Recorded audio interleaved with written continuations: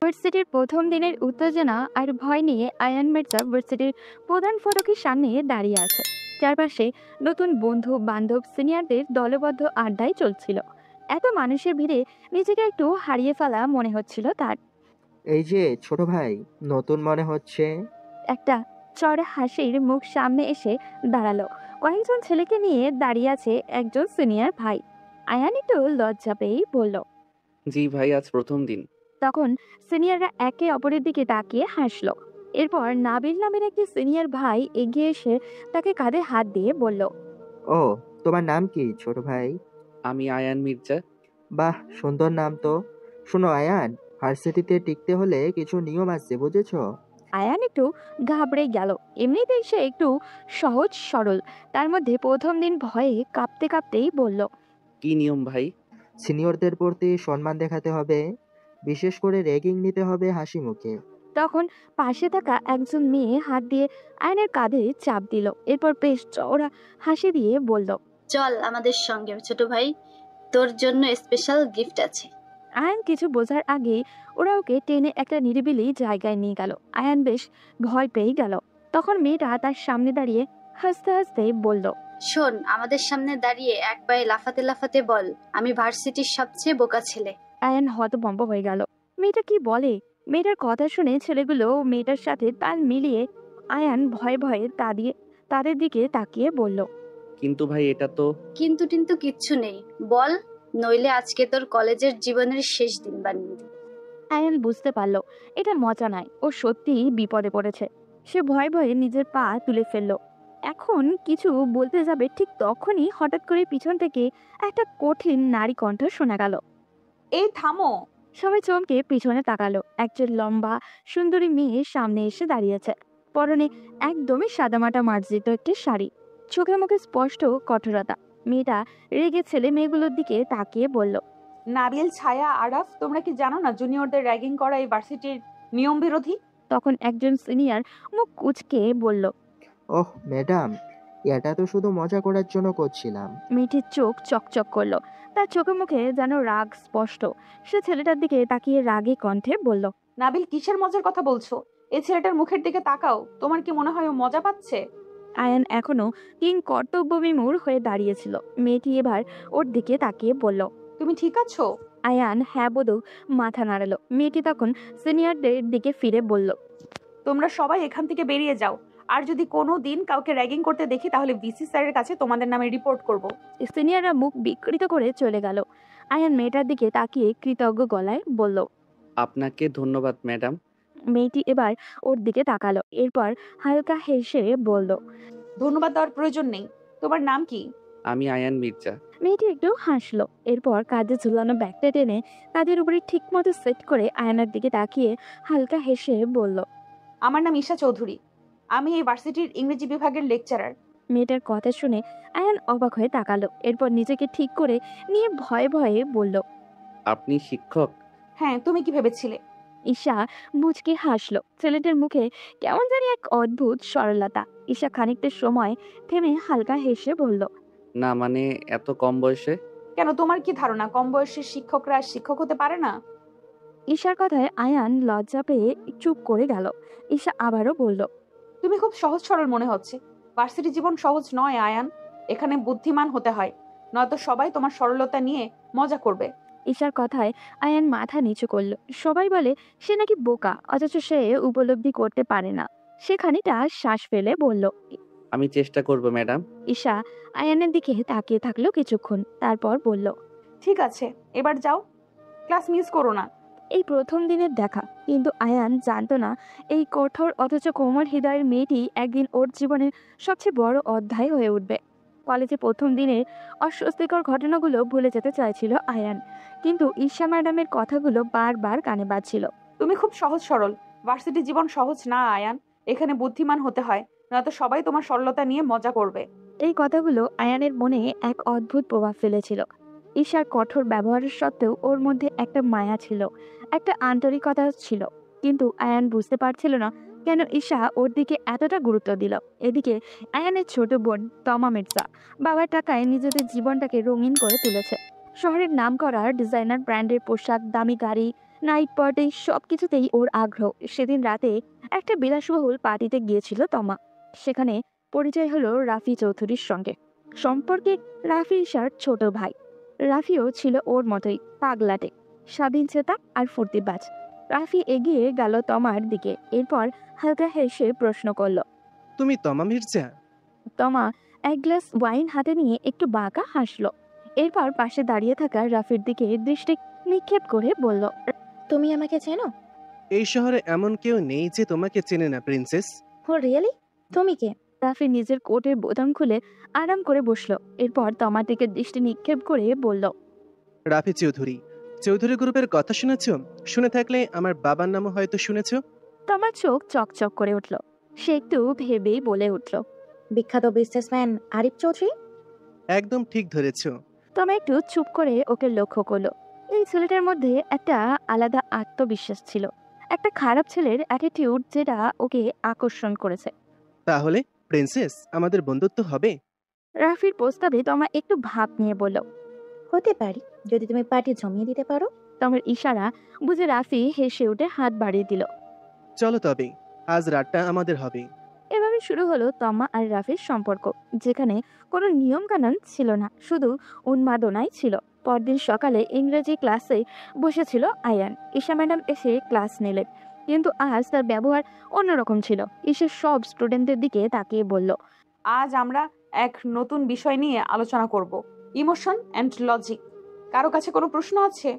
আয়ান একটা কোণে বসেছিল। সে একটু দ্বিধা নিয়ে হাত তুলে বলল, ম্যাডাম, ভালোবাসায় কি ইমোশন বেশি দরকার নাকি লজিক? ঈশা চমকে তাকালো আয়ানের দিকে। আয়ান ভয়ে ভয়ে তার দিকে তাকিয়ে আছে দেখে কিছুক্ষণ চুপ করে থেকে মুচকি হেসে বলল, ভালোবাসা এক অদ্ভুত জিনিস আয়ান। এটা যদি ইমোশন দিয়ে বোঝো তাহলে অন্ধ হয়ে যাবে, আর যদি লজিক দিয়ে বোঝো তাহলে ভালোবাসাই হবে না। আয়ান অবাক হয়ে তাকিয়ে থাকলো ঈশার দিকে। ঈশার মনে হলো এই ছেলেটার সরল প্রশ্নটাই যেন ওর ভেতরের কিছু নাড়া দিয়ে গেল। ঈশা চৌধুরী সবসময় নিজের জীবনকে খুব হিসেবে রেখেছে। ক্লাস, গবেষণা, পরিবারের খেয়াল রাখা, এইসব বাইরে তেমন কিছুই জড়াতো না। কিন্তু এই আয়ান মির্জা নামের ছেলেটা ওর ভেতরে কিছু বদলে দিচ্ছিল। একটা 21 বছরের বোকাশোকা ছেলে যে নিজের সরলতা নিয়ে টেরও পায় না। কেন তাকে দেখলে ঈশার মনে অদ্ভুত এক অনুভূতি হয়। সেই অনুভূতি বন্ধুত্ব না, মায়া না, কিছু বিরক্তি, একটা কৌতূহল আর কিছু একটা যা ও নিজেই ঠিক বোঝে না। দেখতে দেখতে দিন কাটছিল, আর আয়ান তার সরলতা আর প্রচণ্ড মেধা দিয়ে ঈশার মনে দাগ কাটছিল। এই তো সেদিন সকাল থেকে আকাশ কালো করে ঝড়ের ইঙ্গিত দিচ্ছিল। ভার্সিটির ক্লাস শেষ না হতেই বৃষ্টি নামলো। আয়ান ছাতা আনেনি। বিশাল ভার্সিটির গেটের সামনে দাঁড়িয়ে ঝাপসা বৃষ্টির দিকে তাকিয়েছিল। এমন সময় পেছন থেকে ঈশার কণ্ঠ শুনতে পেল। একা একা কি ভাবছো আয়ান? আয়ান চমকে পেছনে তাকালো। ঈশা ম্যাডাম ছাতা হাতে দাঁড়িয়ে, চোখে সেই চিরচেনা কঠোর দৃষ্টি। আয়ান হালকা হাসার চেষ্টা করে বলল, কিছু না ম্যাডাম, ছাতা আনিনি, তাই ভাবছি কখন বৃষ্টি কমবে। আয়ানের এই কথা বলতে গিয়েও যেন গলা শুকিয়ে যাচ্ছিল, যা দেখে ঈশার বড্ড হাসি পাচ্ছিল। ঈশা ভ্রুকুচকে তাকিয়ে বলল, তুমি এত বোকা কেন আয়ান? জি, আমাকে কিছু বললেন? তুমি জানো না ফেব্রুয়ারি মার্চের সময় হঠাৎ বৃষ্টি হতে পারে? আগে থেকে ছাতা আনতে পারতে না? আমি আসলে তেমন কিছু ভাবিনি। ঈশার বিরক্তির সঙ্গে দীর্ঘশ্বাসও ফেলল। তোমাকে আসলে চালাক হতে হবে। তারপর হঠাৎ করে ঈশা নিজের ছাতাটা আয়ানের হাতে ধরিয়ে দিয়ে বলল, এই নাও, বাসায় যাও, আমি গাড়ি দিয়ে যাচ্ছি, আমার ছাতা লাগবে না। আয়ান অবাক হয়ে তাকালো। ম্যাম সেই শুরুর দিন থেকেই তাকে বেশ সাপোর্ট করছেন, কিন্তু তার কেন জানি অজানা ভয় করে ম্যামকে দেখলে। আয়ান ঈশার দিকে তাকিয়ে বলল, কিন্তু ম্যাডাম, এটা আপনার ছাতা। ঈশা ঘুরে যেতে যেতে বলল, পরের দিন ক্লাসে ফেরত দিবে, এখন আর প্রশ্ন করো না, দেরি হয়ে যাচ্ছে, বাসায় যাও। আয়ান ছাতাটা হাতে নিয়ে কিছুক্ষণ চুপচাপ দাঁড়িয়ে থাকলো। এই রাগী মেয়েটার মধ্যে একটা অদ্ভুত রকমের কোমলতা আছে। সেটা কি সবাই দেখতে পায়, নাকি শুধু আয়ানই দেখে? ওদিকে তমা আর রাফির বন্ধুত্ব ধীরে ধীরে গাঢ় হয়ে উঠেছে। সপ্তাহে কয়েকবার তারা একসঙ্গে পার্টিতে যায়, শহরের দামি রেস্টুরেন্টে খায়, আর নানান রকম বেহিসাবি মজায় ডুবে থাকে। কিন্তু আজকের রাতটা একটু আলাদাই। একটা ব্যাকগ্রাউন্ড মিউজিক বাজছিল। হালকা আলোয় রাফি আর তমা একটা লাউঞ্জে বসেছিল। তখন রাফি তমাকে প্রশ্ন করলো, আচ্ছা তমা, তুমি কখনো কারো প্রেমে পড়েছো? প্রেম? হুম, হাসালে রাফি, ওসব আমার জন্য না। আমিও ভাবতাম আমার জন্য প্রেম না, কিন্তু এখন মনে হয় কি মনে হয়? এটা আমার জন্য না হলেও হয়তো তোমার জন্য হতে পারে। রাফি একটু হেসেই বলল। তমা কিছু বলল না, শুধু রাফির চোখের দিকে তাকিয়ে রইল। ওর বুকের ভেতরে হালকা কিছু একটা কাঁপলো। কি অদ্ভুত মায়া আছে ছেলেটার মধ্যে। তমা নিজেও জানে না তার এই সম্পর্কের মানে কি বা কারণ কি। সে শুধু এটা জানে রাফি তার এই উদ্ভট জীবনের একটু ছায়া, যেখানে সে মানসিক শান্তি পায়। ওদিকে আয়ান নিজের মতো করে ইউনিভার্সিটিতে লাইফে অভ্যস্ত হওয়ার চেষ্টা করছিল। সময়ও কাটছিল বেশ দ্রুত গতিতে, কিন্তু ওর সরলতা আর বোকাশোকা স্বভাবের কারণে প্রায় নানান ধরনের বিপাকে পড়তে হতো। কিন্তু আজকের সন্ধ্যাটা ছিল সম্পূর্ণ অন্যরকম।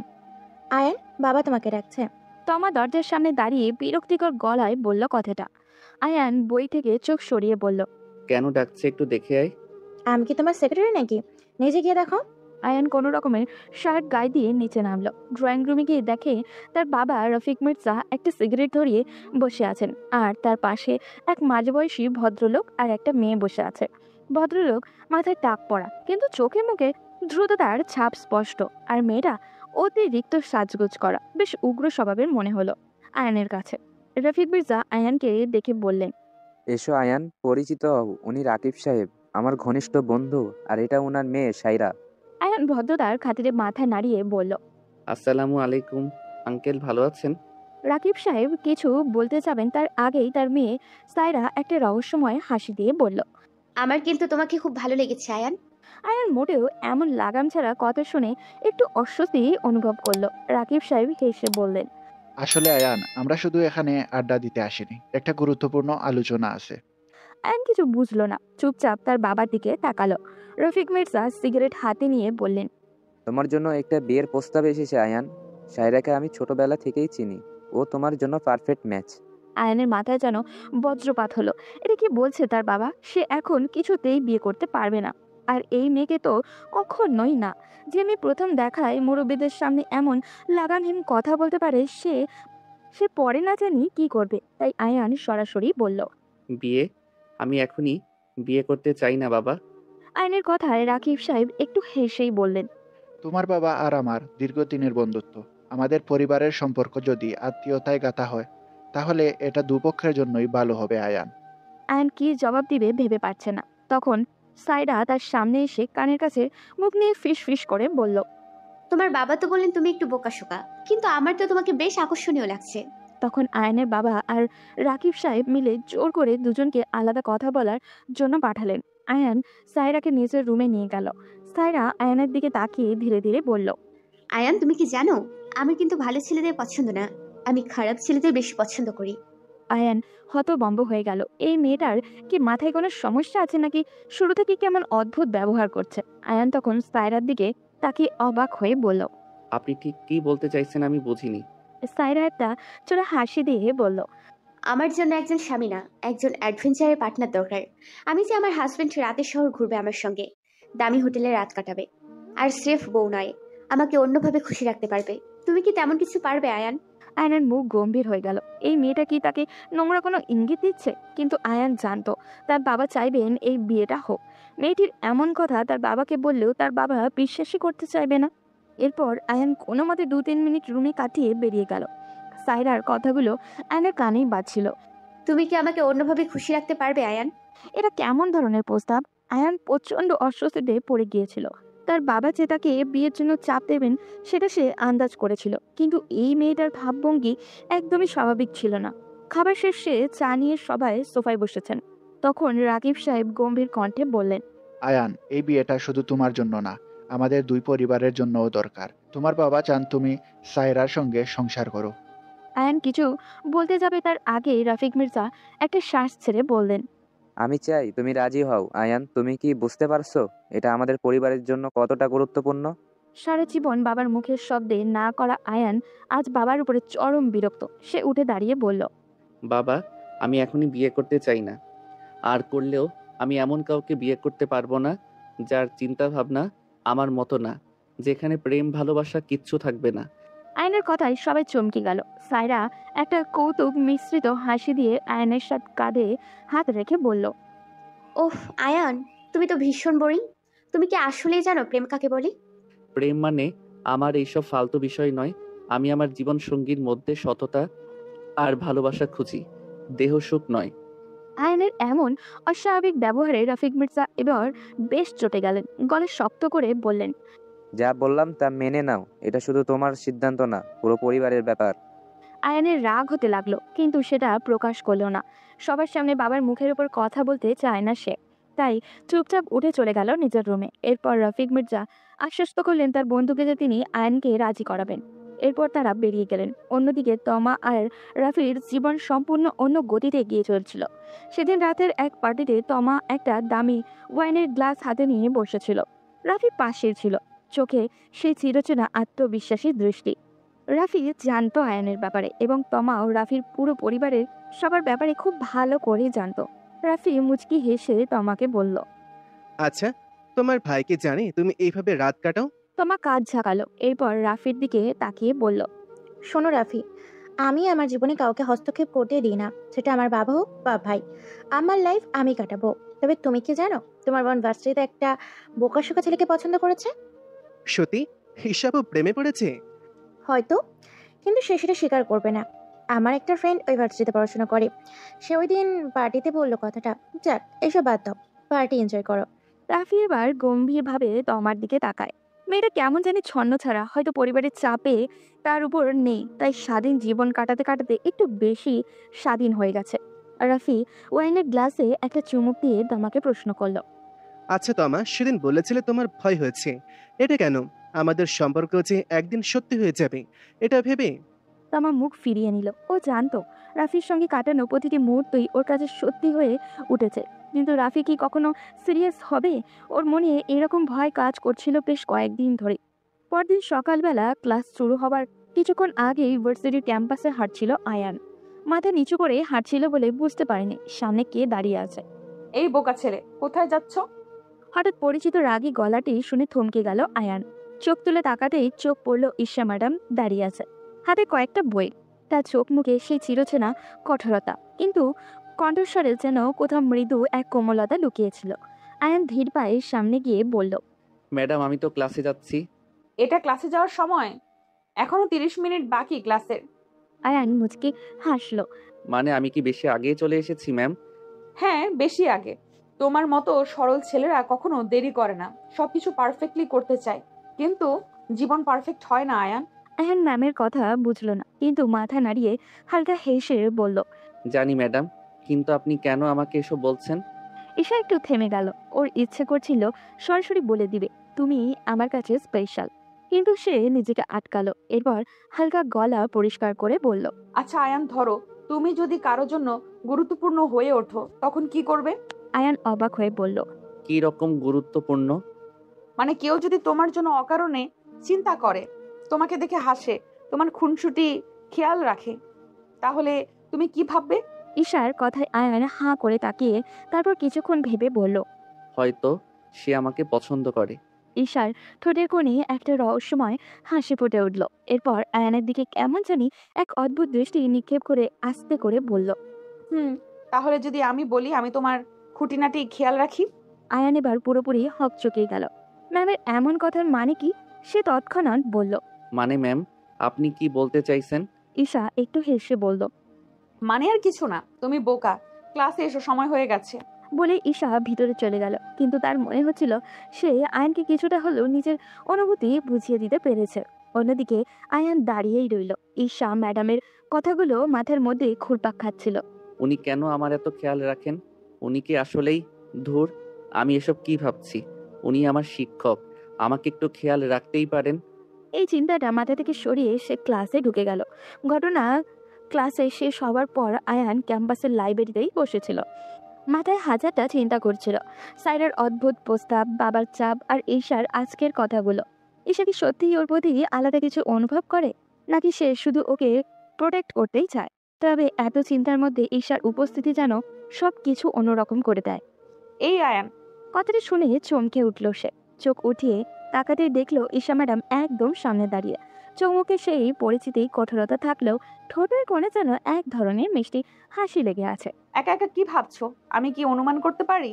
আয়ান ভ্রু কুচকে বলল, আপনার অনুমান হয়তো ভুল হবে। ও, আমি তো জানতাম না যে তুমি এত রহস্যময়। আমি রহস্যময়ী নই ম্যাডাম, আমি শুধু একটু বিভ্রান্ত। তা তোমার বিভ্রান্তের কারণ কি আমি? ঈশা সোজাসুজি প্রশ্ন করলো। আয়ান একটু চুপ করে রইল, তারপর আস্তে করে বলল, হয়তো, হয়তো না। আচ্ছা, আমি যদি বলি তুমি আমার বিশেষ ছাত্র? মানে? মানে অন্য ছাত্রদের মতো তোমাকে দেখি না আমি। তোমার বোকাশোকা স্বভাব, তোমার মেধা সবকিছু আলাদা। তোমার খেয়াল রাখার ইচ্ছে হয়। আয়ান কিছু বলতে যাচ্ছিল, কিন্তু ঈশা তার দিকে এক দৃষ্টিতে তাকিয়ে বলল। আর তাছাড়া আমি তো চেয়েছি তোমাকে একটু চালাক বানাতে, বুঝলে? এবার আয়নের মাথা আরো ঘুরপা খেতে লাগলো। এদিকে তমা ও রাফি ধীরে ধীরে একে অপরের জীবনে অবিচ্ছেদ ও অংশ হয়ে উঠছিল। প্রথমে শুধু পার্টি, মদ, ফুর্তি ছিল তাদের সম্পর্কের কেন্দ্রবিন্দু, কিন্তু এখন তমা প্রথমবারের মতো অনুভব করছিল রাফির প্রতি ওর একটা টান তৈরি হয়েছে। একদিন রাতে তমা ও রাফি শহরের এক দামি ক্লাবে বসেছিল। তখন তমা হঠাৎ করে রাফির হাত ধরে বলে উঠল, আচ্ছা রাফি, তুমি কি কখনো জীবন নিয়ে সিরিয়াস হবে? তমার কথার মর্ম রাফি হয়তো বুঝতে পারলো। আজ তমার চোখে সে অদ্ভুত এক গভীরতা লক্ষ্য করলো। যেটা দেখে রাফি হাসলো। সিরিয়াস? তুমি আর আমি কি সিরিয়াস হওয়ার মতো? আমি জানি না, কিন্তু এখন তো খেলাটা সত্যি হচ্ছে, তাই না? রাফি এবার একটু গম্ভীরভাবেই তমার চোখের দিকে তাকালো। এরপর সন্দিহান সুরে বলল। তুমি কি আমাকে ভালোবাসতে শুরু করেছো তমা? তমা কিছুক্ষণ চুপ করে থাকলো, তারপর আস্তে করে বলল, হয়তো। যদি সত্যি ভালোবাসো তাহলে আমি পালাতে পারবো না তমা। তমা কিছু বলল না, শুধু হাতা আর শক্ত করে ধরলো।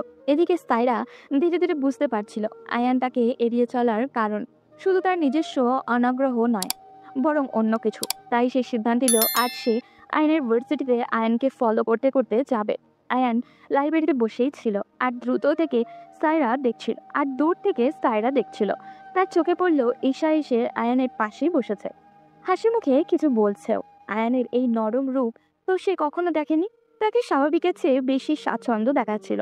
তখন সাইরা মনে মনে ভাবলো, ও, তো এই মেয়েটাই মূল কারণ। সাইরার রাগে গা জ্বলে যাচ্ছিল। আয়ান তাকে পাত্তা দেয় না, অথচ এই মেয়ের সামনে বসে হাসাহাসি করছে। সে জানতো আয়ান সহজ সরল, তাহলে ঈশা কি ইচ্ছা করে আয়ানকে নিজের দিকে টানছে? সাইরা সিদ্ধান্ত নিয়ে ফেলে ঈশাকে এই খেয়াল আর রাখতে দেওয়া যাবে না। সেদিন বিকেলেই ঈশা ইউনিভার্সিটির পার্কিং লটে গাড়ির দিকে যাচ্ছিল। তখনই পেছন থেকে একটা কণ্ঠ শুনতে পেল। আপনি তো খুব চালাক, তাই না ম্যাডাম? ঈশা ফিরে তাকাতেই সাইরাকে দেখতে পেল। আয়ানের মুখ থেকে সাইরার নাম সে অনেকবার শুনেছে এবং ফটোও দেখেছে, তাই সে চিনতে অসুবিধা হলো না। সে পিছন ফিরে ঈশা নির্লিপ্ত কণ্ঠে বলল, কি বলবেন মিস সাইরা? সাইরা ঈশার কাছে এসে বলল, আমি শুধু একটা কথাই বলতে এসেছি, আয়নের কাছ থেকে দূরে থাকুন, সে আমার। সাইরার কথায় ঈশার রাগ উঠে গেল, কিন্তু সেটা প্রকাশ না করে ঈশা একটু হেসেই বলল, ও, আয়ানকে আপনাকে তার মালিকানা দিয়েছে? ঈশা এমন ঠাট্টা শুনে সাইরার দাঁতের দাঁত চেপে বলল, দেখুন, আপনি আমাকে চেনেন না, আমি চাইলে কি করতে পারি। এর চেয়ে বড় কথা, আপনি আয়নের থেকে বয়সে বড়, তার শিক্ষক। আপনি এমন একজন মেয়ে যাকে আয়ন কোনোদিন বিয়ে করবে না, তাই আমাদের মাঝে বাধা হয়ে দাঁড়াবেন না। ঈশার চোখে এক মুহূর্তের জন্য রাগের ঝলক দেখা গেল, কিন্তু সে নিজেকে সামলে নিয়ে বলল, আমি জানি না সে আমাকে ভালোবাসে কিনা, কিন্তু আমি জানি সে তোমার মতো মেয়েদের পছন্দ করে না, আর সেটা আমি শিওর হয়েই বলছি। বিশেষ করে তোমাকে সে অপছন্দ না, বরং ঘৃণা করে। সাইরার মুখ বিকৃত হয়ে গেল। সে ঈশার দিকে তাকিয়ে হুঙ্কার দিয়ে বলল, আমি ওকে পাওয়ার জন্য যা করার দরকার তাই করব। আপনি শুধু দূরে সরে যান। যদি আমার আর আয়নের মাঝে বাধা হয়ে দাঁড়ান তাহলে ভালো হবে না বলে দিলাম। ঈশার ঠোঁট বাঁকিয়ে বলল, দুঃখিত মিস সাইরা, আমি কাউকে ভয় পাই না, তোমার যা ইচ্ছা করে নাও। সাইরা এবার নিঃশব্দে হাসলো। এরপর মনে মনে বলল, ভয় তো পাবেনি, কারণ আমি আপনাকে ভয় পাওয়াবো। ঈশা ওকে আরো গুরুত্ব না দিয়ে গাড়িতে উঠে চলে গেল। কিন্তু সে জানতো এই মেয়েটা কিছু একটা করবেই। 2 দিন পরের ঘটনা। ঈশা ভার্সিটি থেকে বের হয়ে পার্কিং লটেই এসেছিল। চারপাশটা একটু ফাঁকাই ছিল, কারণ ক্লাস প্রায় শেষ হয়ে গিয়েছে। ঠিক তখনই কয়েকজন ছেলে চারিদিক থেকে ওকে ঘিরে ফেললো। এই ম্যাডাম, আমাদের সঙ্গে একটু আসুন। ঈশার চোখ সরু করে তাকালো। ছেলেগুলোকে সে চেনে না, কিন্তু ওদের চোখে শয়তানি ভরা। তাই ঈশা একটু রেগেই বলল, তোমরা কারা আর কোথায় যাওয়ার কথা বলছো? বলেই একটা ছেলে ঈশার হাত ধরতে চাইল।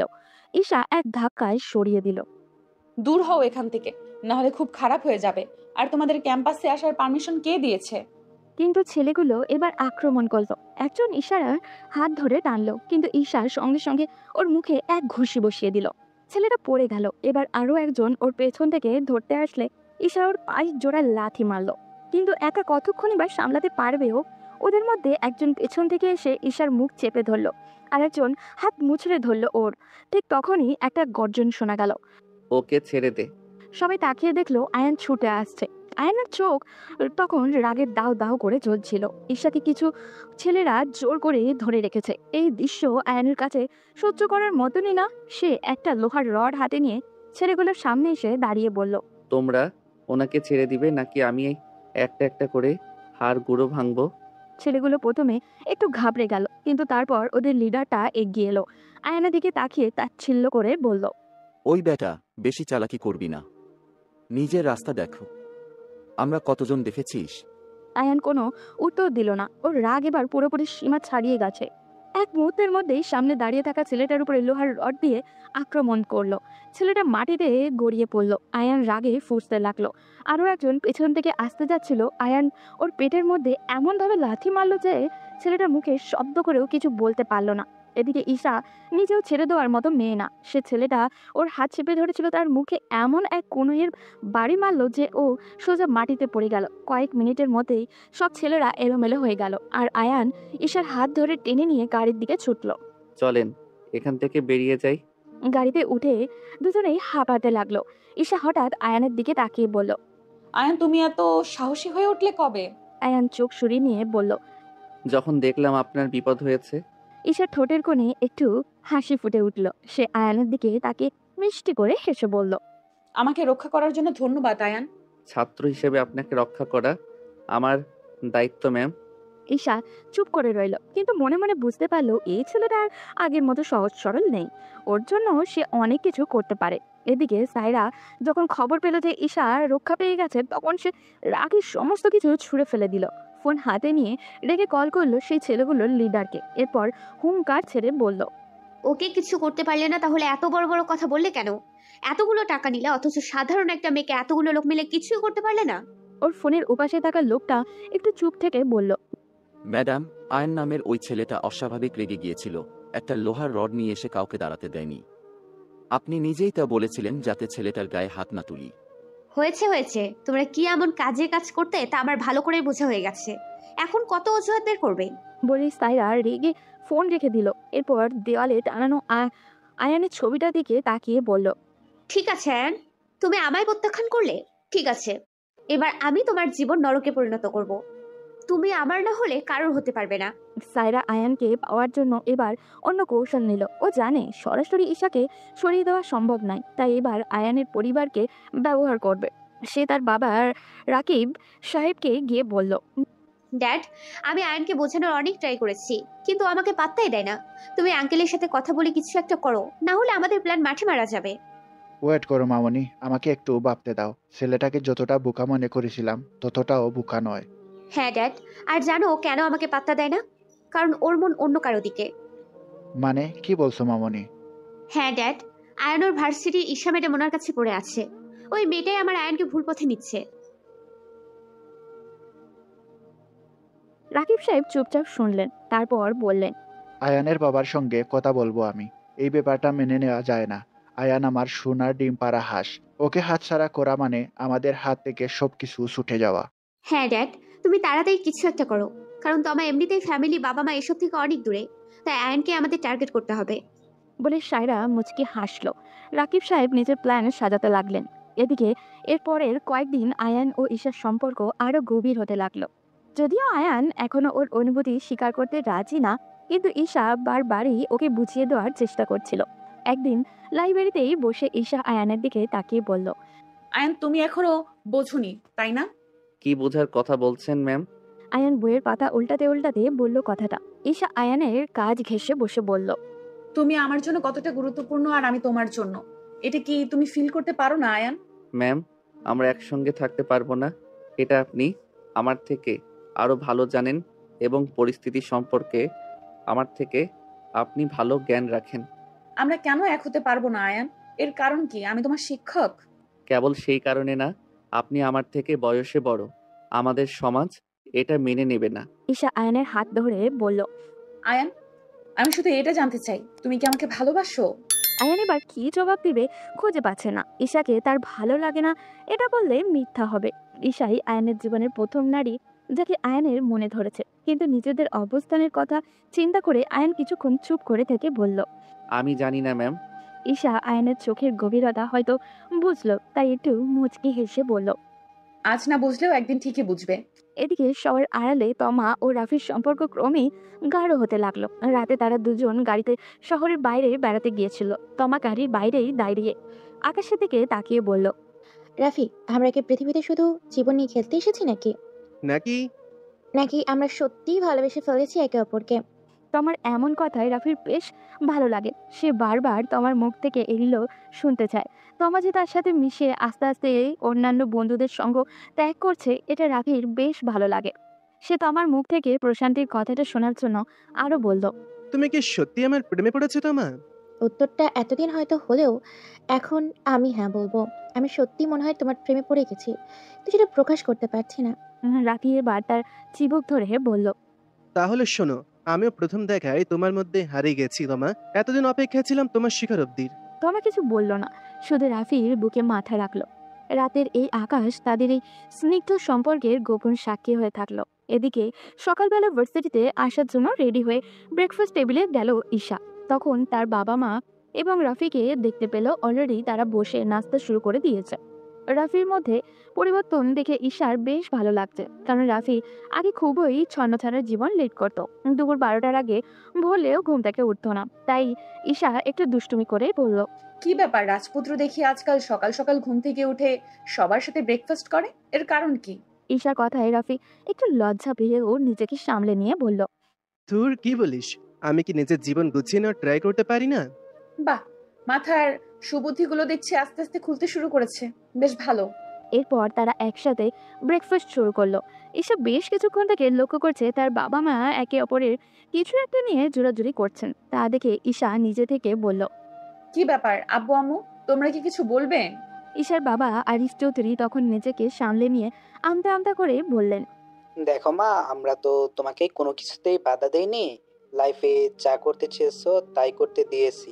এবার আমরা চাইছিলাম তোমার বিয়েটা দিয়ে দিতে।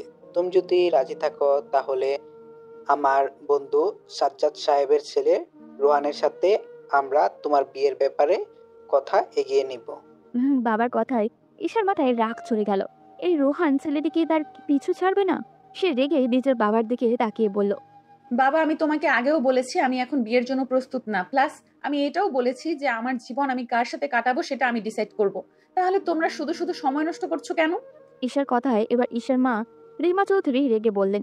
তোমাকে তো আমরা যথেষ্ট সময় দিয়েছিলাম, কিন্তু তুমি তো কিছু করছো না। আজ পর্যন্ত বিয়ের ব্যাপারে তোমার কোনো ইন্টারেস্ট তো দেখলাম না। সময় কি আসছে না যাচ্ছে? তোমার বয়সী মেয়েদের 2-3টা করে সন্তান আছে। উফ মা, তোমাদের নিয়ে আমি কি করব বলো তো? তোমরা এখনো সেই আদিম যুগে পড়ে আছো। বাদ দাও তো, আমি কথা দিচ্ছি খুব শীঘ্রই তোমাদের আশা পূরণ করব।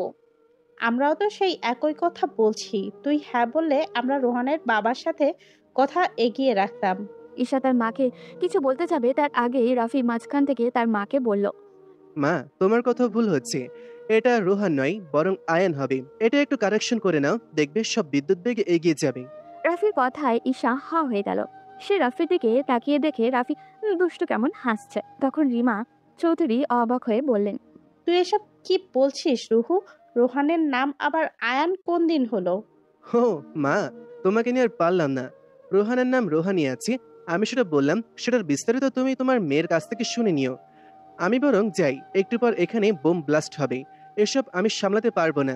তবে ভালোই হবে মির্জা বাড়ির ছেলে যখন চৌধুরী বাড়ির মেয়ের সাথে করে। বলে রাফি চলে গেল। ঈশার বাবা মা দুজনই হতবাক হয়ে শুধু তাকিয়েছিলেন। তখন রিমা চৌধুরী বললেন। যা বাবা, তোদের আজকালকার ছেলে মেয়েদের কথার আগামাথা কোনো কিছুই আমি বুঝি না। সে আয়ান হোক আর রোহান হোক, বেঁচে থাকতে নিজের মেয়েকে একটা ভালো ছেলের হাতে তুলে দিয়ে যেতে পারলেই আমাদের শান্তি। বয়স তো আর কম হলো না, শরীরটা আগের মতো নেই। কোন দিন আমরা বুড়ো বুড়ি মরে যাই কে জানে। উফ মা, তোমাকে নিয়ে আর পারলাম না, থাকো, আমি গেলাম, আমার ক্লাস আছে। বলেই সে খাবার রেখে উঠে বেরিয়ে গেল। ভার্সিটিতে পৌঁছানোর পর ঈশার মন খারাপ ছিল। তার মায়ের কথাও সত্য, বয়স তো আর কম হলো না। তবে তার মেজাজ চূড়ান্তভাবে খারাপ হয়ে যায় যখন সে আয়ানকে ক্যাম্পাসের করিডোরে দাঁড়িয়ে এক মেয়ের সঙ্গে গল্প করতে দেখে। ঈশা কিছুক্ষণ দাঁড়িয়ে পর্যবেক্ষণ করলো। মেয়েটি আয়ানের দিকে হেসে হেসে কথা বলছে, আর আয়ানও কিছুটা লজ্জা পেয়েছে। কিন্তু ঈশার সহ্য হলো না এসব। সে রাগান্বিত ভঙ্গিতে সামনে গিয়ে বলল, আয়ান, তুমি কি করছো এখানে?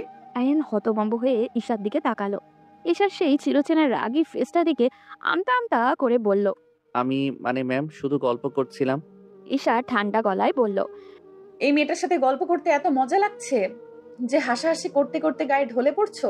মেয়েটি ভ্যাবাচ্যাকা খেয়ে তাকিয়ে রইল, কিন্তু ঈশা তাকে পাত্তাই দিল না। হঠাৎই ঈশা আয়ানের দিকে হাত টেনে ধরে বলল, আমার সাথে চলো। ম্যাম, কোথায় যাব? চলো বলেছি। ম্যাম, আপনি পাগল হয়ে গেছেন নাকি? এইভাবে আমাকে টেনে গাড়িতে তুললেন কেন? হ্যাঁ, তোমার জন্য আমি পাগল। এখন আর তোমাকে ছেড়ে দেব না, চিরদিনের জন্য আমার করে নিব। আয়ান অবাক হয়ে বলল, বলে গাড়ি দ্রুত গতিতে চালাতে শুরু করলো। আয়ান কিছু বুঝলো না, তবে চুপ করে রইল। গাড়ি থামলো কাজী অফিসের সামনে। আয়ানকে টেনে গাড়ি থেকে নামিয়ে এসে কাজী অফিসের ভিতরে গেল। কোনো রকম চিন্তা ভাবনা না করেই বলল, কাজী সাহেব, আমরা বিয়ে করতে চাই, বিয়ে পড়ানো শুরু করেন। কাজী সাহেব কিছুটা অবাক হয়ে বললেন, আপনারা নিশ্চিত? হ্যাঁ, একদম নিশ্চিত। আর নিশ্চিত না হলে কি আপনার কাছে আসতাম? ঈশার এমন ভয়ঙ্কর চেহারা দেখে আয়ান অসহায়ের মতো বলল। ম্যাম, আপনি যেটা করছেন এটা তো পাগলামি। ঈশা চোখ রাঙিয়ে বলল, তুমি যদি না বলো তাহলে এখান থেকে বেরিয়ে গলায় দড়ি দেব। তুমি কি চাও আমি মারা যাই? আয়ান হতবাক হয়ে গেল। সে জানে ঈশা যা বলে তাই করে। ঈশা তার কিছু বন্ধুকে কল করলো। তারও যেন প্রস্তুত ছিল 20 মিনিটের মাথায় সবাই এসে হাজির। অগত্যা কোনো উপায় না দেখে আয়ান বিয়ের কাবিননামায় সই করলো। কাজী সাহেব বিয়ে পড়িয়ে দিলেন, আর মুহূর্তের মধ্যেই ঈশা আয়ান স্বামী স্ত্রী হয়ে গেল। বিয়ের পরপরই ঈশা নিজের বাবাকে ফোন দিল। হ্যালো আব্বু, আমি বিয়ে করেছি, তোমাদের সব পূরণ করেছি। ওপাশ থেকে আরিফ চৌধুরী চমকে উঠে বললেন, কি বললে? কাকে বিয়ে করেছো? বিখ্যাত ব্যবসায়ী রফিক মির্জার ছেলে আয়ান মির্জাকে। তুমি কি পাগল হয়েছো? তুমি জানো এটা আমাদের পরিবারের জন্য কত বড় অপমান? আমি এই বিয়ে মানি না। তুমি তাকে পছন্দ করলে আমাকে জানাও নি কেন? আমার একমাত্র মেয়ের বিয়ে আমি এভাবে কিছুতেই মানবো না। বাবা, আমি ওকে ভালোবাসি, আর যদি তুমি এটা না মানো তাহলে আমি আত্মহত্যা করব। তুমি যদি না মানো তাহলে মেয়ের লাশ এসে নিয়ে যাও। ঈশার কণ্ঠ এত দৃঢ়তা ছিল যে ওর বাবা হতভম্ব হয়ে গেলেন। একটু চুপ থেকে তিনিও বললেন, ঠিক আছে মা, আমি এটা মেনে নিলাম। তবুও তুমি নিজের কোনো ক্ষতি করো না। তুমি আমার একমাত্র মেয়ে। তোমার কিছু হলে আমরা কি নিয়ে বাঁচবো? ধন্যবাদ বাবা। আমি তাহলে এখন তোমাদের জামাইয়ের সাথে শ্বশুরবাড়ি রওনা দিলাম। দোয়া করো। বলে ঈশা ফোন কেটে দিল। আরিফ সাহেব ধপ করে নিজের চেয়ারে বসে পড়লেন। ওদিকে ঈশা আর আয়ানের বাড়ির সামনে আসার পর আয়ান দাঁড়িয়ে রইল। ভেতরে ঢোকার সাহস পেল না ও। ঈশা রাগী গলায় বলল, এভাবে দাঁড়িয়ে থাকলে হবে? চলো ভেতরে, সেটা আমি দেখে নিব। বলেই ঈশা দরজা ঠেলে ঢুকে গেল। আয়ান বাধ্য হয়ে পেছন পেছন গেল। রফিক মির্জা যখন দেখলেন আয়ান এক মেয়ের সঙ্গে ঢুকছে, তখন অবাক হয়ে বললেন, আয়ান, এ মেয়ে কে? ঈশা আত্মবিশ্বাসী কণ্ঠে বলল, বাবা, আমি ঈশা চৌধুরী, আপনার ছেলের স্ত্রী। বিস্ফোরণ ঘটার মতো অবস্থা। রফিক মির্জা নিজের জায়গা ছেড়ে উঠে দাঁড়ালেন। এরপর রেগে তেড়ে এসে বললেন, কি বললে? তোমরা বিয়ে করেছো? হ্যাঁ, এবং এখন থেকে আমি এই বাড়ির বউ। রফিক মির্জা ক্রোধে কাঁপতে কাঁপতে বললেন, তুমি জানো এটা আমাদের পরিবারের জন্য কত বড় কলঙ্ক? আমার স্ট্যাটাস সম্পর্কে তোমার ধারণা আছে? ঈশা একদম ভয় পেল না। সে রফিক মির্জার কথার জবাবে বলল, আপনার ছেলে সুখে থাকলেই তো হলো। পরিবারের ইজ্জতের কথা বলছেন। আপনার ছেলের সুখ কি তার থেকে কম গুরুত্বপূর্ণ? বাক বিডনটা চলতেই থাকলো। এই সময় দরজার সামনে দাঁড়িয়ে থাকা সাইরা পুরো ঘটনাটা দেখে গেল। তার মুখে অভিব্যক্ত অন্ধকার হয়ে গেল। সে মনে মনে বলল, এত সহজে তোমাদের সুখী হতে দেব না ঈশা। এবার তোমাদের জীবন নরকে পরিণত করব আমি। আমার কাছ থেকে আয়ানকে কেড়ে নেওয়ার ফল তোমাকে ভোগ করতেই হবে। ওদিকে রফিক মির্জা রেগে চিৎকার চেঁচামেচি শুরু করলেন, কিন্তু ঈশা সেটাকে পাত্তা না দিয়ে আয়ানকে টেনে নিয়ে রুমে চলে গেল। রাতের বেলা ঈশা আর আয়ান দুজনে যেন নতুন জীবনে পা দিল, কিন্তু আয়ান এখনো ঠিক মানিয়ে নিতে পারছিল না নিজেকে। রাতে যখন তারা একসাথে ঘরে ঢুকলো, আয়ান অস্বস্তিতে পড়ে গেল। আয়ান নার্ভাস কণ্ঠে বলল, ম্যাম, আমরা কি আলাদা ঘুমাতে পারি? ঈশা ভ্রু কুঁচকে বলল, মানে আমরা তো স্বামী স্ত্রী, আলাদা থাকার প্রশ্নই আসে না। মানে ম্যাম। ঈশা আয়নার দিকে ধীরে ধীরে এগিয়ে এলো। আয়ান ভয়ে পিছনে যেতে লাগলো। তা দেখে ঈশা দুষ্ট হেসে বলল, তুমি কি এখনো ভয় পাচ্ছ আয়ান? ভয় না মানে আমি তো এসব বুঝি না। আয়ান মাথা নিচু করলো। ঈশা হাসলো, তারপর আয়ানের চিবুক ধরে বলল, তোমার কিছু বুঝতে হবে না, শুধু আমাকে বিশ্বাস করো, আমি সব ঠিক করে দিব। আয়ান কিছু বলতে পারলো না। ঈশা ধীরে ধীরে ওর কাছে এলো, আয়ানের চোখে চোখ রাখলো। আমি তোমার স্ত্রী আয়ান, তুমি কি আমাকে স্বীকার করো না? করব, কিন্তু তাহলে আর কোনো কিন্তু নয়, আজ থেকে তুমি শুধু আমার আয়ান। এই বলে ঈশা আয়ানকে শক্ত করে জড়িয়ে ধরলো। আয়ানের বুকের ধুকপুকানি বেড়ে গেল। সে জানতো না কি করবে। ঈশা ওর ঠোঁটের কোণে মিষ্টি একটা চুমু দিল, তারপর ফিস ফিস করে বলল, আজ আমি তোমাকে আমার সমস্ত সংশয় থেকে মুক্তি দিব। তবে তাদের রাতটা কাটলো স্বপ্নের মতো। পরের দিন রাত গভীর। রাকেশ সাহেব নিজের বন্ধুর বিলাসবহুল বাড়ির গেস্ট রুমে বসে সিগারেট টানছেন, আর তার সামনে বসে আছে সায়রা। সায়রা ঠোঁট বাঁকিয়ে বলল, ড্যাড, তুমি বলেছিলে কাজটা খুব সহজ হবে, কিন্তু এখন তো দেখি ঈশ্বর সব গুলিয়ে দিয়েছে। রাকিব সাহেবের চোখে মুখে রহস্য। তিনি ধীর গলায় বলল, সব ঠিক হয়ে যাবে সায়রা। আমি জানি রফিক মির্জার পুরো সম্পত্তি আয়ানের নামে, আর আয়ান যদি তোমাকে বিয়ে করে তাহলে সেই সম্পত্তির মালিক তুমিও হবে। একবার বিয়ে করে গেলে আমরা ধীরে ধীরে ওর বাবাকে সরিয়ে দিয়ে পুরো ব্যবসা দখলে নিতে পারবো। সায়রা চোখ সরু করে বলল, কিন্তু ড্যাড, এখন তো সে ঈশাকে বিয়ে করে নিয়েছে, কিভাবে আয়ানকে আমার করব? রাকিব সাহেব হেসে বললেন, আমি রফিক মির্জার সাথে কথা বলেছি, সে কখনো এই বিয়ে মানবে না। তার একটাই স্বপ্ন, তাকে সমাজে সম্মানজনকভাবে দেখতে হবে, আর তার ছেলে যেন তার কথা শুনে, আর তার সেই অহংকারের সুযোগটাই আমরা নেব। সায়রা একটু ভেবে বলল, তাহলে ড্যাড, আমাকে এখন কি করতে হবে? তোমাকে আয়ানের সামনে নিজেকে দুর্বল মেয়ে হিসেবে উপস্থাপন করতে হবে। তোমাকে এমনভাবে নাটক করতে হবে যেন সে ভাবতে শুরু করে যে তুমি তার জন্য পাগল। তার বিয়ে হয়ে যাওয়ায় তুমি খাওয়া ঘুম সব ভুলে পাগল হয়ে গেছো। একবার সে একটু দুর্বল হলেই আমরা রফিক মির্জার প্রেসারে তাকে তোমার দিকে টেনে আনবো। সায়রার ঠোঁটের কোণে একটা শয়তানি মার্কা হাসি ফুটে উঠল। দারুণ ড্যাড, এবার তাহলে আয়ান শুধু আমার হবে। কিন্তু তারা বুঝতে পারেনি দরজার ওপাশে দাঁড়িয়ে একজন সব শুনছিল। ঈশা এসেছিল সায়রার সাথে কথা বলে সব মিটমাট করে সুন্দর একটা সমাধানের দিকে যেতে। কিন্তু এদের বাবা মেয়ের কথা শুনে সে আকাশ থেকে পড়ল। ঈশা মুখ শক্ত করে দাঁড়িয়েছিল। সে এক মুহূর্তে দেরি না করে ফোন বের করে সব রেকর্ড করতে লাগলো। এরপর হাততালি দিয়ে ঘরে প্রবেশ করতে করতে বলল, বাহ বাহ, তো তোমরা আয়ানকে ফাঁদে ফেলার এই বাপ বেটি মিলে এই পরিকল্পনা করছো, তাই তো? ঈশার কণ্ঠ শুনে সায়রা আর রাকিব সাহেব চমকে উঠল। সায়রা বর্ষা থেকে দাঁড়িয়ে পড়ল। তুমি এখানে কি করছো? তোমাদের আসল রূপ দেখতে এসেছি। রাকিব সাহেব বুঝে গেল ঈশা তাদের প্ল্যান শুনে ফেলেছে, তাই সে ঈশার দিকে এগিয়ে এসে চোখ সরু করে বলল, তুমি যদি আমাদের ফাঁসানোর কথা ভেবে থাকো তাহলে ভুল করছো মিসেস ঈশা। ঈশা ভয় পেল না, বরং এক পা এগিয়ে এসে বলল, তোমরা যা করার চেষ্টা করছো সেটা সফল হতে দেব না আমি। আয়ান শুধু আমার, এবং আয়ানের ফ্যামিলি আমার ফ্যামিলি। ঈশার চোখে আগুন দেখে সায়রার গলা শুকিয়ে গেল। ঈশা তাদের বাবা মেয়ের দিকে আঙুল তুলে বলল, নেহাত তোমরা আমার শ্বশুর মশাইয়ের অতিথি, না হলে এখনই ধাক্কা দিয়ে এই বাড়ি থেকে বের করে দিতাম। খুব সাবধান, আজকের পর থেকে এরকম জঘন্য পরিকল্পনার কথা চিন্তা করলেও তোমাদের বাবা মেয়ের জীবনের শেষ আমি দেখে ছাড়বো। বলে ঈশা নিজের রুমে চলে আসলো। সে ভেবেছিল হয়তো সায়রা আয়ানকে ভালোবাসে, তাই হয়তো পাগলামি করতে পারে, কিন্তু এরা তো টাকার লোভে এই বাড়িতে এসেছে। ঈশা রুমে বসে নিজের ফোনে রেকর্ড করা অডিও বারবার শুনছিল। তার রাগ যেন দাও দাও করে জ্বলছিল। ওদিকে সায়রা পুরো রাত তার বাবার সাথে বসে নতুন পরিকল্পনা করছিল। সায়রা রেগে তার বাবাকে বলল, ঈশাকে সরাতে হবে বাবা, এবার শুধু চালাকি করলে হবে না, এমন কিছু করতে হবে যাতে আয়ান নিজে ওই মেয়েকে ডিভোর্স দিয়ে আমাকে বিয়ে করতে রাজি হয়। রাকেশ সাহেব কিছুক্ষণ গভীরভাবে চিন্তা করলো, তারপর দ্রুত হাসি দিয়ে বলল, প্ল্যান পেয়ে গেছি। ঈশাকে সমাজের চোখে ছোট করতে হবে, এমন কিছু ঘটাবে যাতে সবাই মনে করে সে চরিত্রহীন নোংরা মেয়ে মানুষ। 2 দিন ভালো মতো কাটলো নানান ঝামেলায়। তৃতীয় দিন সকালে ভার্সিটিতে গুজব ছড়িয়ে পড়ল প্রফেসর ঈশার চারিত্রিক কোনো সমস্যা আছে। ছাত্রছাত্রীরা ফিস করতে লাগলো। কেউ বলল সে নাকি একজন ছাত্রের সাথে সম্পর্ক রাখে, আবার কেউ বলল সে নিজের ক্ষমতা খাটিয়ে ছাত্রদের নিয়ন্ত্রণ করে। সায়রা আর তার লোকেরা এই গুজব চারিদিকে ছড়িয়ে দিল।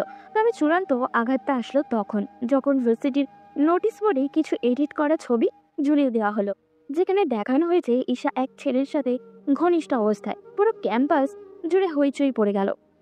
একজন শিক্ষকের এরকম ব্যবহার, এটা তো লজ্জাজনক। ঈশা ভার্সিটিতে প্রবেশ করে যখন এইসব শুনলো তখন তার হাত পা কেমন জানি ঠান্ডা হয়ে গেল। অফিস রুমে অন্যান্য শিক্ষকরাও তার দিকে এমন অদ্ভুত দৃষ্টি দিয়ে তাকাচ্ছিল। ঈশা তখন সবার দিকে তাকিয়ে বলল, এই ছবিগুলো মিথ্যে, ফেক। কেউ ইচ্ছে করে এডিট করেছে। বিশ্বাস করুন আপনারা, এগুলো মিথ্যে। কিন্তু কেউ তার কথা বিশ্বাস করলো না। ঈশা আর এক মুহূর্ত সেখানে না দাঁড়িয়ে কান্না করে বাসার দিকে রওনা দিল। কিন্তু ছাত্রদের মাঝে বিদ্রোহ শুরু হয়ে গেল। ভার্সিটির উচ্চপদস্থরা জরুরি মিটিংও ডাকলো। এদিকে আয়ান যখন এইসব শুনলো তখন তার মস্তিষ্ক কাজ করছিল না। এটা কিভাবে সম্ভব? ঈশা কখনো এমন কিছু করতেই পারে না। তবে তার বাবা রফিক মির্জা এই সুযোগটাকে কাজে লাগাতে চাইলো। আয়ান ড্রয়িং রুমেই বসেছিল, তখন ঈশা দৌড়ে বাসায় ঢুকলো। তাকে দেখে রফিক মির্জা নিজের ছেলেকে উদ্দেশ্য করে বলল, দেখলে তো, আমি আগেই বলেছিলাম এ মেয়ে তোমার জন্য মানানসই নয়, চরিত্রহীন মেয়ে একটা। ওকে এখনই আমার বাসা থেকে বের করো। ঈশা অসহায় দৃষ্টিতে আয়ানার দিকে তাকালো। তখন সাইরা কৌশলে বলল, দেখো আয়ান, তুমি এখনো চাইলে সব ঠিক হয়ে যেতে পারে। আমাকে বিয়ে করলে তোমার বাবার সম্মানও রক্ষা পাবে, আর তুমি এই নোংরামের ফাঁদ থেকে বেরিয়ে আসতে পারবে। ঈশা কিছু না বলে কান্না করে রুমে চলে গেল। ওদিকে আয়ান সাইরার এইরকম কথা শুনে কেমন জানি একটা সন্দেহের অবকাশ পেল। এটা কি তবে সাইরা বা তার বাবার কাজ? আয়ান রেগে সবার দিকে তাকিয়ে বলল, তোমরা এসব কি বলছো? ঈশা নির্দোষ। এসব বাজে কথা বন্ধ করো। আয়ানের মাথা কেমন ঝিমঝিম করছে। সে জানে না কি করবে। ও রেগে বাসা থেকে বেরিয়ে তার একটা বন্ধুর সাথে দেখা করলো। এরপর এই ছবির মূল কাহিনী বের করার জন্য রিকোয়েস্ট করলো। তখন তার বন্ধু আকাশ তাকে সান্ত্বনা দিয়ে বলল, আমি তোকে ছোটবেলা থেকেই চিনি আয়ান, তুই কোনো ভুল সিদ্ধান্ত নিতে পারিস না। আশা করব এখনো নিবি না। আর বাকি রইল ওই ফ্যাক ছবির ব্যাপারটা, আমি কালকের মধ্যেই লোক লাগিয়ে এর শুরু থেকে সব তোকে জানাবো। এটা করতে পারলে আমি তোর কাছে চিরকৃতজ্ঞ থাকবো। আমার কেন জানি মনে হচ্ছে এর পেছনে রাকিব আঙ্কেল আর সাইরার হাত আছে। তোকে কোনো টেনশন করতে হবে না, যেই থাকুক না কেন আমি তার খোঁজ বের করে তোকে কালকে সকালের আগেই জানাচ্ছি। অন্যদিকে ঈশা রুমে বসে কান্না করছিল। তার কাছে সবকিছু গোলমেলে লাগছিল। কি হচ্ছে তার সাথে? বাড়ি থেকে তার বাবা মাও অনবরত কল করে যাচ্ছে, কিন্তু সে ফোন হাতে নিয়েও নিচ্ছে না। হঠাৎ তার কি হলো? সে উঠে দাঁড়ালো, মাথা উঁচু করে বলল, আমি এই অপমান সহ্য করব না। আমি এত সহজে ভেঙে পড়তে পারি না। ওদের শেষ আমি দেখে ছাড়বো। বলেই সে রেকর্ড করা অডিওটা বের করলো ফোন থেকে। তারপর শ্বশুরের রুমের দিকে যেতে শুরু করলো। কিন্তু ঠিক তখনই কেউ এসে সেটা তার হাত থেকে ফোনটা কেড়ে নিয়ে এলো। সে আর কেউই নয়, সে সায়রা। ঈশা ভয়ঙ্কর চোখ নিয়ে সায়রার দিকে তাকালো। তখন সায়রা চোখ টিপ মেরে বলল, এটা আমার হাতে থাকলেই ভালো হয়, তাই না মিস ঈশা চৌধুরী? ও সরি, মিসেস ঈশা মির্জা। ঈশার রাগে কাঁপছিল। সে সায়রার দিকে তেড়ে গিয়ে বলল, এই যুদ্ধে আমি হেরে যাব না সায়রা। তুমি যা করেছো তার জন্য তোমাকে চরম মূল্য দিতে হবে। সায়রা ভিডিওটা ডিলিট করে দিয়ে হেসে হেসে বলল, এই যা, প্রমাণটা তো ডিলিট হয়ে গেল। এখন কি করব? উফ, আপনি তো আর আমাদের ফাঁসাতে পারবেন না। খুব কষ্ট হচ্ছে তাই না? বলেই ফোনটা বিছানার উপর ছুঁড়ে ফেলে নাচতে নাচতে সাইরা রুম থেকে বেরিয়ে গেল। ওদিকে পরের দিন ভার্সিটির হেল্প ডেস্ক, ছাত্রছাত্রীদের বিশাল ভিড়, শিক্ষকদের কড়া দৃষ্টি, সব মিলিয়ে পরিস্থিতি খুবই ভয়াবহ। অধ্যক্ষ সবাইকে নিয়ে হল রুমে বসলেন। এরপর মাইকে ঘোষণা দিলেন, আজকে মিটিং অত্যন্ত জরুরি। প্রফেসর ঈশা চৌধুরীর বিরুদ্ধে গুরুতর অভিযোগ উঠেছে। আমরা চাই তিনি নিজেকে নির্দোষ প্রমাণ করুন, না হলে আমাদের কঠোর সিদ্ধান্ত নিতে হবে, কারণ এতে কবে আমাদের ভার্সিটির সম্মান নষ্ট হচ্ছে। ছাত্রছাত্রীদের মধ্যে ফিসফিসানি চলছিল। ঈশা আর তার বাবা চুপচাপ দাঁড়িয়েছিল। ইউনিভার্সিটির প্রশাসনিক অনেক কর্তা ব্যক্তিরাও এসেছেন। সাইরাও এই মজা মিস করতে চাইছিল না, তাই সেও উপস্থিত। তখন ছাত্রছাত্রীদের থেকে অপরকে বলছিল, এইসব বড় লোকের মেয়েদের উপর বিশ্বাস নেই, সত্যিও তো হতে পারে। ঈশা সবার সামনে দাঁড়িয়ে, চোখ দুটো রাগে জ্বলছে ওর, কিন্তু ঠোঁট শক্ত। এই অপমান তার সহ্য হচ্ছে না। তখন রফিক মির্জা সেখানে উপস্থিত হলেন। সবাই তাকে চিনে। তিনি সবার সামনে এসে মাথা নিচু করে দাঁড়ালেন। এমন সময় কেউ চিৎকার করে বলল, সবাই চুপ করুন, ঈশা ম্যাম নির্দোষ। আমি এখনই সব প্রমাণ দিচ্ছি। সবাই হতবাক হয়ে দেখছিল আয়ানকে। সে এক দৌড়ে এসে ঈশার পাশে দাঁড়ালো। তার সাথে আকাশ এবং আরো একটা ছেলে। ছেলেটাকে বেঁধে টেনে নিয়ে আসছিল আকাশ। আয়ান তখন সবার সামনে দাঁড়িয়ে বলল, আপনারা সবাই এই ফাঁদে পড়ে গেছেন। যারা এসব করেছে তারা আমাদের জন্য অপেক্ষা করছে যেন আমরা ভুল সিদ্ধান্ত নেই। মূলত ঈশা ম্যাম নির্দোষ, তাকে ফাঁসানো হয়েছে, এবং যারা ফাঁসিয়েছে তারাও এখানে উপস্থিত আছে। ভার্সিটির অধ্যক্ষ অবাক হয়ে তাকালেন আয়ানের দিকে, এরপর বললেন, আয়ান, তুমি কি বলতে চাচ্ছ? আমি বলতে চাই এই ছবিগুলো এডিট করা, আর আমি সেটা প্রমাণ করতে পারবো। সবাই অবাক হয়ে গেল। আয়ান তখন আকাশকে ইশারা করলো। আকাশ ছেলেটাকে টেনে সবার সামনে নিয়ে আসলো। ছেলেটা তখন সবার সামনে একটা ছবি দেখালো, যেখানে একটা ছেলে মেয়ের ঘনিষ্ঠ মুহূর্তে ছবি আছে, ঠিক যেই রকম ঈর্ষার বিরুদ্ধে ছবিটা ছিল, শুধু মুখটা পরিবর্তন কর। ছেলেটা তখন কান্না করে বলল। ছেলেটার কথা শুনে সবাই হা হয়ে গেল। আয়ান তখন সবার দিকে তাকিয়ে বলল, আমি ঈশা ম্যামের এই ছবি প্রকাশ পাওয়ার সাথে সাথেই বুঝে গিয়েছিলাম এটা ওনার বিরুদ্ধে ষড়যন্ত্র, তাই আমি খোঁজ নিতে গিয়েছিলাম। দেখুন, এই ছবিগুলো আসলে এডিট করা। আমাদেরও দোষ আছে এখানে। কোনো কিছু দেখে যাচাই না করেই আমরা সেটা নিয়ে একজন মানুষকে বাজে কথা বলা শুরু করি। আমার বিশ্বাস এত কিছু দেখার পর আপনাদের মনে আর কোনো সন্দেহ থাকার কথা না। আর আপনাদের জানিয়ে রাখি, উনি শুধু এই ভার্সিটির শিক্ষক না, উনি আমার বিয়ে করা বউ। তাই আমার স্ত্রীর সম্মানে কেউ আঘাত করার চেষ্টা করলে আমি এর শেষ দেখে ছাড়বো। বলে সে ঈশার হাত ধরে সেখান থেকে নিয়ে আসতে শুরু করলো। সকল ছাত্রছাত্রীরা একসাথে হাততালি দিতে শুরু করলো। সাইরার মুখ ফ্যাকাশে হয়ে গেছে, কিন্তু অধ্যক্ষ ততক্ষণে কঠোর গলায় বললেন, এখন পরিষ্কার যে ঈশা চৌধুরীর বিরুদ্ধে ওঠা অভিযোগ মিথ্যে, বরং যারা এই কাজ করেছে তাদের বিরুদ্ধে আমরা কঠোর ব্যবস্থা নেব। আমাদের ভার্সিটির শিক্ষকের অপমানিত করার ফলাফল রাকিব সাহেব এবং তার মেয়েকে ভোগ করতে হবে। আমি এখনই মানবহানির মামলায় করব। সবাই হাততালি দিতে লাগলো। এদিকে আয়ান ঈশাকে নিয়ে বাসায় চলে আসলো। ঈশা আজ নতুন এক আয়ানকে চিনল, যাকে সে আগে কোনো দিনও দেখেনি। রুমে এসে আয়ান রাগে ফুঁসতে শুরু করলো। এবার ঈশা ধীরভাবে আয়ানের দিকে তাকিয়ে বলল, আয়ান, তুমি আমার জন্য এত বড় কাজ করলে, অথচ আমি জানতামও না। আয়ান ঈশার কাছে এসে মাথা নিচু করে বলল, ম্যাম, আমি জানি না কেন এমন হয়, তবে আপনার দিকে কেউ আঙ্গুল তুললে সে আঙ্গুল আমার ভেঙে দিতে ইচ্ছে করে। আমি চাই না কেউ আপনার কোনো ক্ষতি করুক। ঈশা গভীরভাবে তাকিয়ে থাকলো। তার চোখে এক অন্যরকম আলো ফুটে উঠল। ওদিকে সব ছাত্রছাত্রীরা ঘিরে ধরে রাকিব সাহেব এবং সাইরাকে পুলিশের হাতে হস্তান্তর করলো। রাতের বেলা মির্জা ম্যানশনের ড্রয়িং রুমে আয়ানের বাবা রফিক মির্জা বসেছিলেন। তিনি আজ সারাদিনের ঘটনাগুলো ভেবে প্রায় পাগল হয়ে যাচ্ছিলেন। মাথার যন্ত্রণা বেড়ে যাচ্ছিল ওনার। তিনি এমনিতেই অসুস্থ, তার শরীরে রক্তশূন্যতা রয়েছে, ডাক্তার অনেক আগেই বলেছে। তিনি হঠাৎ সোফায় বসে থাকা তমাকে উদ্দেশ্য করে বললেন, মা, তমা, আমার জন্য একটু পানি আনো। কিন্তু তমা তখন ফোনে ব্যস্ত। বাবার কথা তার কানে যায়নি। সে কানে হেডফোন গুঁজে বন্ধুদের সাথে গ্রুপ কলে আড্ডা দিচ্ছে। এমন সময় হঠাৎ করে রফিক মির্জার মাথায় এবং বুকে প্রচন্ড ব্যথা শুরু হলো। তিনি শ্বাস নিতে পারছিলেন না, সোফা থেকে পড়েও গেলেন। এবার তমা লক্ষ্য করলো তার বাবার দিকে। বাবাকে এভাবে পড়ে যেতে দেখে তমা ভয় পেয়ে গেল। বাবা, বাবা তুমি ঠিক আছো? বাবা কথা বলো। ঠিক তখনই সিঁড়ি বেয়ে ঈশা নিচে নামছিল। রফিক সাহেবকে মাটিতে পড়ে থাকতে দেখে দৌড়ে আসলো। বাবা, তমা, বাবা কি হয়েছে? জানি না ভাবি, হঠাৎ করে পড়ে গেলেন সোফা থেকে, এরপর থেকে কোনো কথা বলছে না। ঈশা এক মুহূর্ত দেরি না করে আয়ানকে ডাক দিল। আয়ান, তাড়াতাড়ি নিচে এসো, বাবা অসুস্থ হয়ে পড়েছেন। রাতের অন্ধকারে গাড়ি ছুটে চলল হাসপাতালের দিকে। তমা কান্না করছে। রফিক সাহেবকে ইমার্জেন্সিতে নেওয়া হলো। ডাক্তাররা পরীক্ষা করে জানালেন রোগীর অবস্থা সংকটাপন্ন। শরীরে রক্ত শূন্যতা এবং তার মধ্যে অধিক প্রেশার নেওয়ায় সেন্সলেস হয়ে পড়েছেন তিনি। দ্রুত রক্তের প্রয়োজন।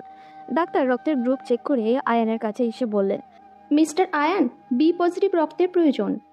অনেক রাত হয়ে গেছে, এখন পাওয়া কঠিন। পরিবারের কেউ কি দিতে পারবেন? আয়ান অসহায়ের মতো চারপাশে তাকালো। তার রক্তের গ্রুপ তো বি পজিটিভ না। ঠিক তখনই ঈশা এক ধাপ এগিয়ে এসে বলল, ডাক্তার, আমার রক্তের গ্রুপ বি পজিটিভ, আমি রক্ত দিব। তবুও আমার বাবাকে আপনি সুস্থ করে তুলুন। সবাই বিস্ময় তাকালো তার দিকে। ডাক্তার অনুমতি দেওয়ার পর ঈশা রক্ত দিতে চলে গেল। রক্ত দিয়ে আসার পর পুরো হাত ঈশা আর তমা আয়ানকে জড়িয়ে ধরে কেঁদেছে। সকাল 8টার দিকে রফিক মির্জা ধীরে ধীরে চোখ খুললেন। আয়ান, তমা আর ঈশা তার পাশে বসেছিল। আমি এখন কোথায়? আপনি এখন বিপদমুক্ত, কিন্তু আপনাকে আরও কিছুদিন বিশ্রামে থাকতে হবে মিস্টার মির্জা। আপনাকে আমি আগেও বলেছি, রক্তের প্রয়োজন আপনার। আপনি কখনো আমার কথায় পাত্তা দেননি। কাল রাতে যদি আপনার ছেলের বউ রক্ত না দিত, কি একটা অবস্থা হতো। এখন থেকে নিজের শরীরের প্রতি যত্নশীল হন। বলেই ডাক্তার বেরিয়ে গেলেন। রফিক মির্জার দৃষ্টি ঈশার দিকে গেল। তিনি ভাঙা গলায় বলেন, মা, তুমি আমার জন্য রক্ত দিয়েছো? ঈশা রফিক মির্জার কাছে গেল, এরপর মৃদু হেসে বলল, হ্যাঁ বাবা, আপনি তো শুধু আয়নের বাবা নন, আমারও বাবা। আপনার কিছু হয়ে গেলে আমরা তিনজন বাঁচতাম কি করে? রফিক মির্জার চোখে পানি চলে এলো। ঈশাকে করা অপমানের কথা মনে হতেই লজ্জায় চোখ বন্ধ করে নিলেন। এরপর আস্তে আস্তে বললেন, আমি তোমাকে ভুল বুঝেছিলাম মা। আমি মনে করেছিলাম তুমি আমার ছেলের জন্য সঠিক নও, কিন্তু আজ বুঝলাম তুমি ছাড়া আমার পরিবারকে কেউ আগলিয়ে রাখতে পারবে না। রফিক মির্জা ধীরে ধীরে হাত বাড়িয়ে ঈশার হাত ধরলেন। এরপর মাথা নাড়িয়ে বললেন, তোমার এই বুড়ো বাপটাকে ক্ষমা করো মা। তোমাকে না বুঝে অনেক বাজে কথা বলেছি। আয়ান অবাক হয়ে দেখছিল, তার বাবার মতো মানুষও ক্ষমা চাইতে পারে। ঈশা তখন চোখের পানি লুকিয়ে রফিক মির্জাকে জড়িয়ে ধরে বললেন, বাবা, আমাকে কেন লজ্জায় ফেলছেন? আমাদের মাঝে কি ক্ষমার সম্পর্ক? আপনি আমাকে শাসন করবেন, মারবেন, যা ইচ্ছা করবেন, তবু ছেড়ে যায়েন না। এরপর সবাই কিছুক্ষণ কথা বলে বেরিয়ে আসলো। আয়ান আর ঈশা বারান্দায় দাঁড়িয়েছিল। তখন আয়ান কৃতজ্ঞতার সুরে বলল, ম্যাম, আপনার কাছে আমি চিরকৃতজ্ঞ। আপনি না থাকলে আজ আমার বাবাকে বাঁচানো সম্ভব হতো না। ঈশা ঠোঁট কামড়ে হেসে আয়ানের দিকে তাকিয়ে বলল, এই ম্যাম ডাকটা তুমি কখন ছাড়বে আয়ান? কেন ছাড়তে হবে? কারণ তুমি এখন আমার স্বামী। আয়ান লজ্জায় লাল হয়ে গেল। ঈশা ধীরে ধীরে আয়নের কাছে এসে গালে হাত রাখলো। আমার পাগলটা, আমি জানি তুমি আমাকে ভালোবাসো, কিন্তু তুমি মুখে বলো না কেন? আয়ন, ভালোবাসায় বয়সের কোনো বাধা নেই। আমি তোমাকে ভালোবাসি কারণ তুমি আমার জীবন। এই বলে ঈশা আয়নের কপালে আলতো করে একটা চুমু দিল। আয়ান এবার আর কিছু ভাবলো না, সে ঈশাকে শক্ত করে জড়িয়ে ধরল। আমি আপনাকে ভালোবাসি ঈশা, খুব ভালোবাসি। ঈশার চোখ ঝলমল করে উঠল। এটাই শুনতে চাইছিলাম বোকা। রফিক মির্জা সুস্থ হয়ে বাসায় ফেরার পরপরই আরিফ চৌধুরী তাদের দেখতে এলেন। দুই বেয়াই বসে গল্পই করছিলেন। তখন আরিফ সাহেব বললেন, রফিক ভাই, এখন কেমন লাগছে? আলহামদুলিল্লাহ, অনেক ভালো লাগছে আরিফ ভাই। তবে একটা ব্যাপার আপনার সাথে কথা বলতে চাই। বলুন, নিশ্চয়ই ভালো কিছু হবে। রফিক মির্জা একটু ইতস্তত করলেন, তারপর সরাসরি বলেই ফেললেন, আমার ছেলে রাফি আর আপনার মেয়ে তমা সম্পর্কে জড়িয়ে পড়েছে। গতকাল আমার মেয়ে কথাটা আমাকে বলেছিল। আমি চাচ্ছি আপনি যদি সম্মতি দেন তবে তাদের সম্পর্কটা পরিপূর্ণ রূপ দিতে পারি। আরিফ চৌধুরী কিছুক্ষণ চুপ করে থাকলেন, তারপর মৃদু হেসে বললেন, আমি জানতাম এই ব্যাপারটা একদিন সামনে আসবে। সত্যি বলতে রাফি তোমার জন্য অনেক পরিবর্তন হয়েছে। আমি চাই না আমার ছেলে আগের মতো বেপরোয়া জীবনযাপন করুক। তোমা যদি ওকে সত্যি ভালোবেসে তাহলে আমার কোনো আপত্তি নেই। তমা আর রফি দরজার আড়াল থেকে সব শুনছিল। তমা উত্তেজনায় ফিস ফিস করে বলল, ওহ মাই গড, তোমার ড্যাড রাজি হয়ে গেল। আমার কি যে আনন্দ হচ্ছে। তারা না হয় রাজি হলো, তুমি কি প্রস্তুত আমার পাগলি? তোমার পাশে থাকার জন্য আমি সবসময় প্রস্তুত। পরদিন দুই পরিবার আনুষ্ঠানিকভাবে তমা আর রফির বিয়ের কথা পাকা করে ফেললেন। রাতে আয়ান নিজের ঘরেই বসে বই পড়ছিল। ঈশা ধীরে ধীরে এসে তার পাশে বসল। কি করছেন মশাই? এই তো বই পড়ছি। চোখ কি আজকাল পকেটে নিয়ে ঘোরেন? ওরে বাবা, কি তেজ কথাটা। আমার দিকে তাকিয়ে বলো তো। আয়ান ঈশার দিকে তাকালো, তারপর লজ্জায় মাথা নিচু করে বলল। ঈশা হেসে বলল, আরে তুমি এত ভয় পাও কেন? না কই, মানে আমি তো ভয় পাই না। তাহলে কি আমি তোমার কাছে আসতে পারি? আমার জানটাকে আদর করতে পারি? ঈশা আয়নের দিকে একটু একটু করে এগিয়ে এলো।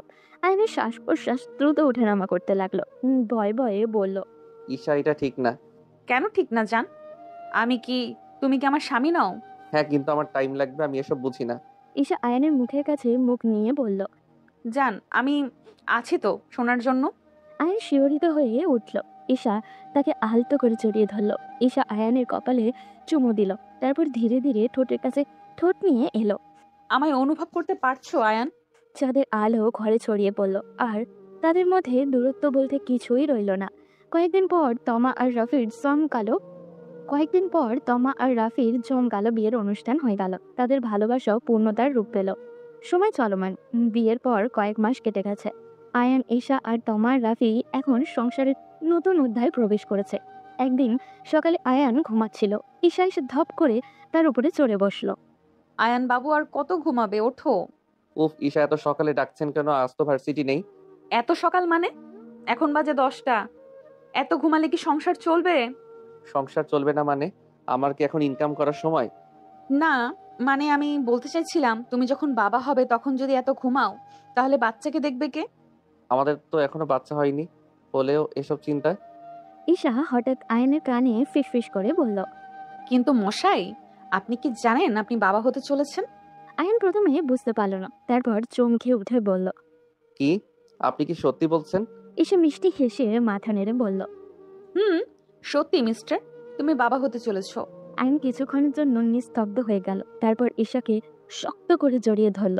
আমার বিশ্বাসই হচ্ছে না আমি বাবা হব। আয়ান ঈশার কপালে চুমু দিয়ে বলল। আপনার জন্য সব কিছু করতে পারি। ঈশা, আপনি জানেন না আমি আপনাকে কতটা ভালোবাসি। ঈশা চোখে পানি এসে গেল, সেও আয়ানকে শক্ত করে জড়িয়ে ধরে বলল। আমি জানি আয়ান, আর আমি তোমাকে নিজের জীবনের থেকেও বেশি ভালোবাসি। সব বাধা পেরিয়ে আয়ান আর ঈশার ভালোবাসা আজ পূর্ণতা পেয়েছে।